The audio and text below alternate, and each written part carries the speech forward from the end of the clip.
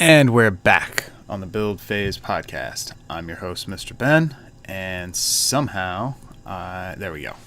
Messed up my overlay for a second there, guys. All right, this is going to be the final card reveal of the final expansion for Versus 2 PCG in the year 2020. It was a long road to get here. Longer than I would have liked this year. I understand that chronologically the year is the same duration as every other year, but oh man, it felt longer. So I'm very excited about this today. Before I click on any of these cards, my headspace coming into this is not super excited about Crossover 3 as a set, but I am open-minded and ready and hoping to be blown away by Boss Battles. I predict that Boss Battles is going to be more or less like the Galactus raid mode was from old Versus, and we've seen one example of this earlier in the history of this game, which was the Leviathan Mother. The Monsters Unleashed set released with a rule set that you could play the Leviathan Mother as a raid boss, and it is fun, but after you've done it a few times, it didn't quite go far enough. It felt kind of tacked on, and I think really it was kind of tacked on. And the idea that they reverse engineered that after designing the cards actually is a credit to Danny and Ben as far as game designers. However, the fun level, the replay, it's not a lack of fun, it's that the replayability wasn't quite there. And I feel like that held the Leviathan Mother raid back way back when. I haven't revisited it since that box was new. So I think this is going to be like that, but I think it's going to be fully fleshed out, and we're going to get some cards that specifically support it, as opposed to it just being a sheet of paper in the rules. So let's see. I hope these cards do like wild and crazy things, and it's more than just the rules printed on a card, but we'll see. Okay. I already like seeing Ultron. Oh, this looks like exactly like the rules that were printed in the rulebook for Monsters Unleashed. So they just print it. Okay, well, let's see. So this is the final of the previews for Crossover 3, the final issue of this year. This issue has 4 new game modes. We've talked about Terrain, Battle World, which I think counts as one game mode, but whatever. Story mode, which I think is very cool. Probably could have used more. Anyway, don't want to get into those. I want to talk about Boss Battles today. Okay, Boss Battles, number of players 3. Already, this looks like a raid mode. Previously in Monsters Unleashed, okay, they introduced the 2 versus 1 Leviathan Invasion mode. We've expanded this way to play with 5 boss battles. Okay, an updated Leviathan Mother. Oh, there's a new card. Okay, one thing at a time. So they updated the Leviathan Mother mode. Okay, so this does seem like it's going to be kind of what I was predicting. I hope it's good. The other bosses are Death, Fing Fang Foom, Thanos, and Ultron. Couldn't get Doctor Doom. Couldn't put Doctor Doom. Okay. Setup. One player plays as the boss. They choose one of the 5 bosses as their main character. So we have, I guess, 5 to choose from. They can play any main character with that name, either photographic or illustrated. Oh, interesting. Okay. They take the associated boss battle card as a reference and build their deck as normal. The other 2 players choose any main character as normal, except they can't choose the boss player's main character. They build their decks as normal or use decks they already have. Okay, before I go any further in the rules. So you're still just playing the Leviathan Mother, but now you have this card. I actually kind of really like this. The way the card looks, the level 1 and 2 together, showing that it... No, I forgot to turn off the slideshow. Okay. Aesthetically, I think this card looks really cool. Functionally, I suspect if I read through these are going to be the exact same rules out of the Monsters Unleashed book. So, I'm not wild about story mode being printed on cards and taking card slots out of the expansion. I said that last week, but I do kind of like this. Even though it's sort of the same thing, it feels different to me, and I think the reason it feels different is because you're actually interacting with the boss. Like, this could be, you could put that on the table as your boss card, and then this could be like off to the side. Or probably not that, because you do want to be able to see the stats and stuff. But this feels more like a game element that you interact with, whereas story mode, you're not really interacting with it. If I just had a sheet of paper next to the game, I don't feel like that would detract from story mode. This, I think, is cool. I think this is cooler than a sheet of paper. What would really make this cool is not like a giant, like 2.5 foot by 3.5 foot card, but like an oversized card, like I've seen in Pokemon, or I think Transformers, or I guess they have the foldable cards too, but like something that was a little bit bigger for these, that would have been even cooler. Which I guess would have the knock-on benefit of not taking up slots in one of my tiny card expansions, but that isn't my motivation for suggesting that as an idea. It just feels that way. Like, this big boss, I've got this oversized card, like, that's big enough you could put it on the board and then play your characters on top of it. That would be funny. Maybe that's just me. I like doing annoying, sloppy things in casual games. Okay, so boss battles for free-for-all game rules. Oh, so that was...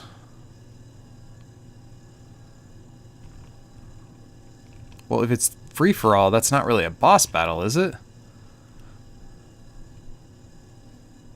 That's confusing framing to there. Free-for-all, to me, makes it sound like 1 versus 1 versus 1, not 2 versus 1. But, so we've got a boss, we've got our 2 players that each have pre-made decks that use main, or maybe not pre-made, but decks that use main characters that aren't the boss. The boss goes first. I like that that's dictated in the rules. Play proceeds clock. No players skip drawing cards during their first draw phase. Okay, sure. Presumably the boss does skip drawing cards since they go first, which makes this other part. Now, do the players take separate turns? When a basic location appears on the boss player's side, they get a related effect from its power symbol as instructed on their card. When a special location named on the boss battle card appears, they get the related effect. Okay, those 2 bullet points are basically the same thing. The boss player only wins by KOing the other 2 players' main characters. The other 2 players win by KOing the boss. Okay, they're calling this free-for-all, but it's not. This is describing a game mode of 2 versus 1. It's weird that they used free-for-all there. Okay, so I haven't read these rules since like 2016, 2017, whatever year it was Monsters Unleashed came out, so I'm going to refresh myself here. When you play a space, reveal cards from the top of your deck until you reveal a one-of-a-kind character, put it onto your side. That's pretty good for Levy Mom. When a yellow is revealed, draw a card, then draw another for each one-of-a-kind character on your side. That's also pretty good. Put 4 +1 counters. I like that this is just an effect that's associated with the might. Wait, which fist is it? The might superpower is dropping 4 +1 counters on something. And then 2 +1 counters on each one-of-a-kind character on your side. Wow, that could get out of control. Although, in practice, it didn't. I don't remember the boss being particularly hard to beat before. This planet angers me. Stun a supporting character on each enemy side. Sure, that seems almost weak. That is good, but compared to some of these other ones, feels weak. And then the Desecrated next, you get one of the above effects, or you get to revive servitors out of your KO pile. I don't like the Leviathan Mom built with servitors. I'm a fan of using those slots for something else. So this Desecrated Nest effect just counts as whichever one of these is most advantageous to me. Although maybe if I was playing this mode, I would want the Leviathan servitors. So this, again, was fun. Did not have a whole lot of replayability. I do think giving this mode a card feels a little bit better than the story mode cards, but I have to be honest that even though it feels a little different to me, the facts on the ground are that this could have been a sheet of paper in the rules insert, which is unfortunate. So, wow, she's been working out. So are these different? Or is this just Super Awesome Games being silly? Oh, Leviathan Mom's been working out, but it's the exact same card. I'm going to assume it's them being silly. I don't want to try to find a Monsters Unleashed rule sheet right now. Ultron. How come these aren't full art? I mean, it does look cool. I like the framing of being the level 1 and level 2 frame and the fade of it. I think it's a really neat aesthetic, but like, this is a boss. We just got a whole box of full art cards. Why aren't these full art? I guess this is a lot of words that might be hard to read. So, man, this really is just the same raid mode as before. Gosh. I wanted to be excited about this, but okay. So Age of Ultron. What does Ultron do? Maybe this is gonna save the day for me here. When a location appears on your side, so it's the same as the rules led me to believe. Age of Ultron. The first time Ultron on your side uses a superpower, pay 1 less power symbol. That's super good. Like, you run Swain in the Ultron main character deck. This is one of my pet decks that I've put way too much time into, and it never works. So I really like this main character. I think this boss mode might actually get me excited. But the idea of being able to play, particularly once you get to level 2, being able to play one of your superpowers for free each turn. Well, I guess not for free. You have to place a basic resource. That's awesome. And that's also awesome for the MCU Ultron. Like, that's really good. Should I try to look up MCU Ultron here real fast?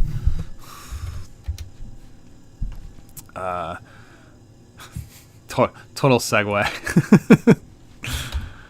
If I remember right, you need a blue on his level 1 to...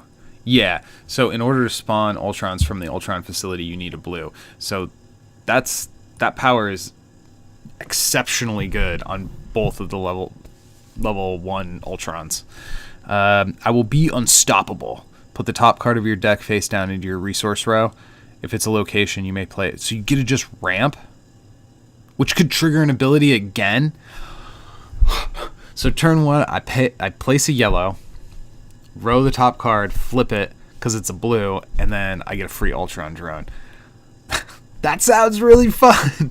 It sounds really annoying for the people who are playing it against me. Looking at you, Joe. We are Ultron. Put 3 plus... What? Only 3? Oh, but it's 3 on each Ultron. Okay, I take it back. All right, Sag. You immediately got me on that one. Innovation. This is kind of hard to read. Sorry, guys. Innovation is the ultimate weapon. Reveal the top 6 cards of your deck. Put each revealed Ultron onto your side. Shuffle the rest of the cards into your deck. And if you play either Vault or Sokovia... Probably could have get whatever. Choose one of the effects above or have the game enter the Perfection Battle World domain. Okay, so it could have been a different effect if you were playing MCU Ultron or Illustrated Ultron. You know, one of the effects above or such and such illustrated effect or such. And if it's... So this is an illustrated card that you get to play in a photo deck. Okay, this is clearly a casual format. I don't know why I'm trying to be a rules lawyer about it. So that must be this last card down here. Perfection Domain. It is droning on and on. At the start of each player's main phase, they may choose a face-up supporting character on their side. If they do, put 3 token copies of that character with Swarm onto their side. KO them at the end of turn.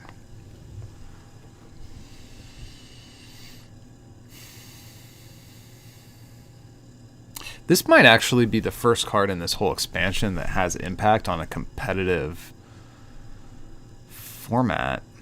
No, because there's no way to get this into play with the Queen. No, never mind. Okay, so my immediate thought was that this could be something that makes the Queen better. But I don't think there's any way within the Benchwarmers format to get this thing into play, since it's a domain. You can't just... It's not a location you can put into your deck. Although I would want to put this card into my deck if the Queen was my main character. That would be awesome. Oh, yeah, and the card, it actually... probably the only way you're able to spawn it. Well, I don't know, since it's a Battle World domain, so does this count as one of the Battle Worlds that... who is it? Collector? Grandmaster? Whichever guy it was that can spawn Battle Worlds? I don't know, this Battle World game mode's confusing, but I like this Ultron card. I really want to play this. Is this going to have replayability? I don't I don't know, man. Like, the problem with these raid decks is if it turns out that the raid is difficult and hard to beat and the raid boss wins a lot of the time, then everybody ends up wanting to be the boss, and it's hard to get players that want to crash into the boss. If it turns out that the boss is kind of anemic, doesn't quite get there a lot of the time, then people are more reluctant to be the boss. Like, nobody likes to lose necessarily, and especially if it's unbalanced. And in these raid things, it's hard to know if it's lopsided either way. If the boss doesn't stand a chance, then that ends up not being that fun pretty quickly. And if the boss is so super dominant that it's hard for the players to even stand a chance, then that doesn't get it. So it's got to be kind of a little bit in the balance, and it's really hard to know, particularly with this thing. So you get all these extra Ultrons. So let's say you do this on a turn. You play your thing on, say, turn 3. You've got 3 Ultrons out there. You target that supporting character, you get 3 more Ultrons, and they count as tokens. So you need to chain this in a way where you could... Because what you really want to do is put a bunch of counters. I feel like you want to be able to get a green and this Battle World effect in play at the same time. But if every time a main character gets stunned, it wipes the Battle World domain, and Ultron is these main characters. I get the supporting character Ultrons don't count as a main character in Illustrated, right?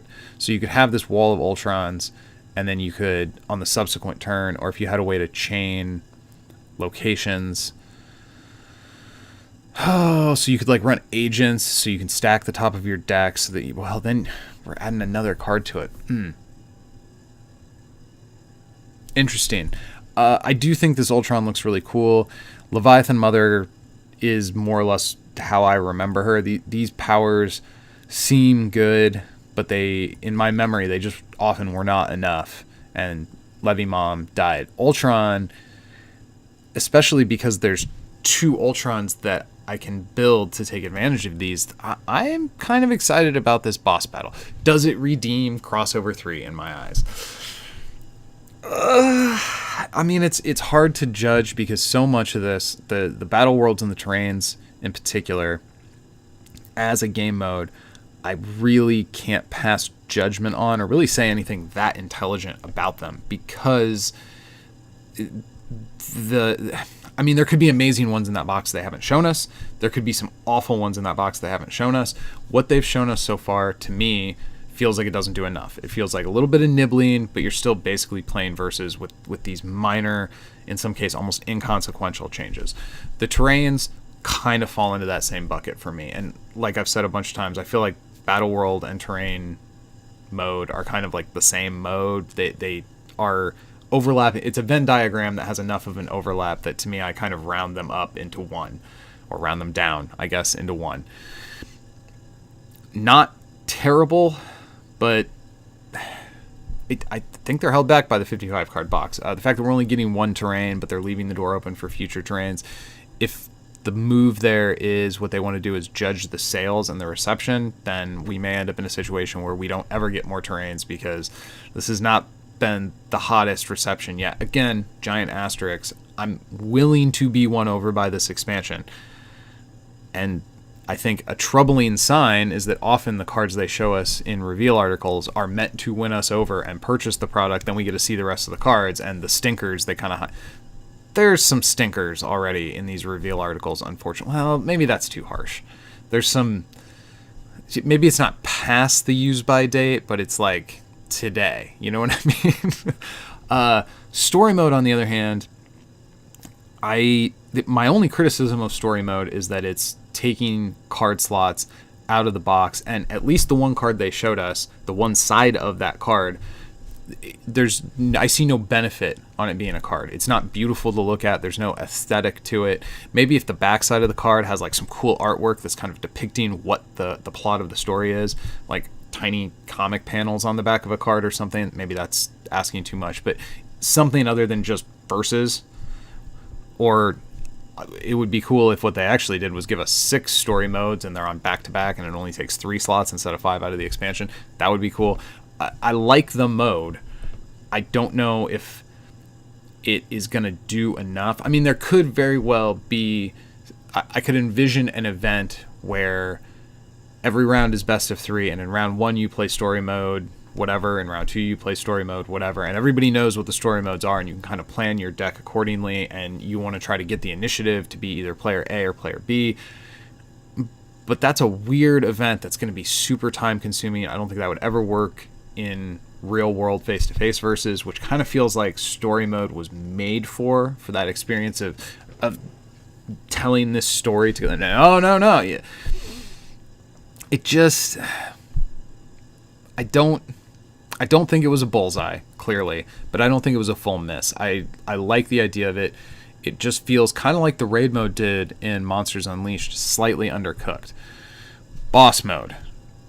I opened this whole stream up by saying I hope they do something better than what they did in Monsters Unleashed, and arguably they did. I do think, and accusations of hypocrisy are fine. I think that the difference between this cool looking card and the story mode cards is appreciable enough that this does not bother me being a slot in my card box.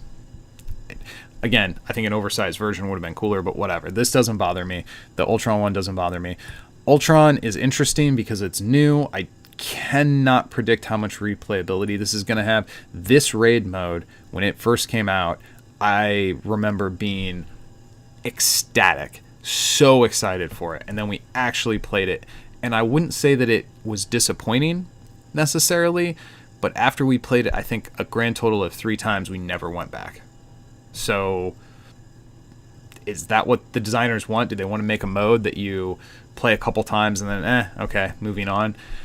Adding these characters, so I understand Leviathan Mother was pre-selected. They kind of had to do her. I mean, I guess they could have just not.